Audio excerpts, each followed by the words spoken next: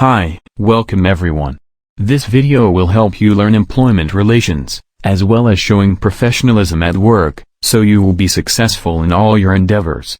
Don't forget to subscribe our channel so you'll be notified whenever we publish a new video. Have you been having problems at work, namely problems with your boss or your coworkers?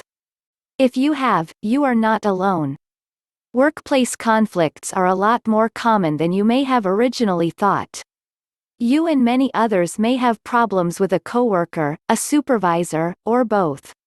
When faced with a workplace conflict, you will want to be careful, as your actions can have consequences. When it comes to handling workplace conflicts, there are a number of different factors that you will want to take into consideration. One of those factors is the situation or who you may have a conflict with. If your conflict is with a coworker, you may want to speak with one of your supervisors. On the other hand, if you are having a conflict with your supervisor, you may be able to go above their head and deal with another member of management.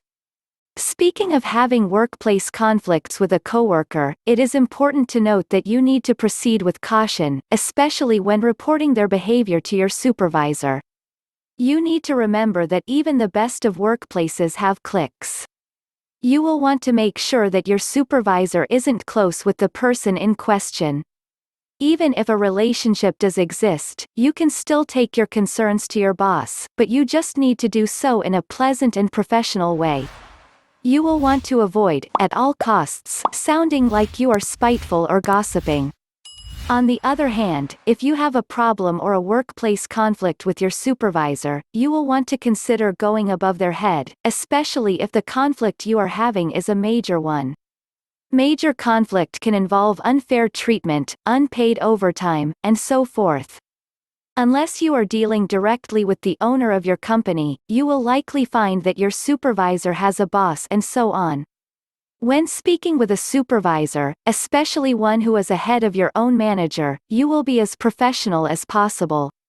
You will want to try and schedule a meeting in person. You may have to make arrangements over the phone or through email, but you should refrain from divulging too much information at first. As discussed earlier, it is important that you are professional when handling any workplace conflict.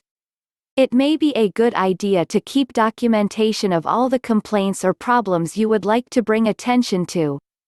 For example, you may want to write down the time and date and a summary of what happens each time that you may be harassed, even if it is not sexual in nature. You will want to have documented proof to back up your claims, especially the serious ones. The last thing that you want to do in a meeting with your supervisor or even their supervisor will come off as unprofessional or as the one with the issues. The above-mentioned methods are just a few of the many ways that you can go about trying to resolve any conflicts that you may be having at work. Any small issues, such as a coworker wearing a strong perfume, should try to be handled privately first. If you are unable to see success, especially after supervisors have been alerted, you may then want to consider seeking employment elsewhere, but you may want to use this only as a last resort. So, if you learned something new today, then give this video a like and share with a friend. Don't forget to subscribe so you will be notified on the next helpful video.